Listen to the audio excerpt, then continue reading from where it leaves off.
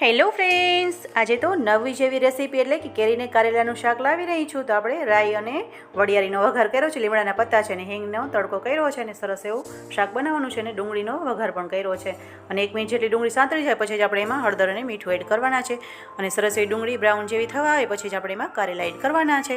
અને અલગ જ રીતનું શાક છે, કારેલા પણ સહેજ જેવા સતળાઈ જાય પછી જ આપણે એમાં આદુ કોથમરી મરચાંની જે પેસ્ટ બનાવીને રાખી છે એને એડ કરવાની છે અને એને પણ સાતળવા દેવાનું છે. અને લાલ મરચું પાવડર પછીથી એડ કરવાનો છે. અને મારું સિક્રેટ છે, આપણે કેસર કેરી લીધી છે અને બહુ સરસ એવું શાક બને છે. તો મારી ચેનલને જલ્દી સબસ્ક્રાઈબ કરી લેજો એટલે આવી રેસીપી તમને જોવા મળે અને ફૂલ વિડીયો હું જલ્દી અપલોડ કરવાની છું.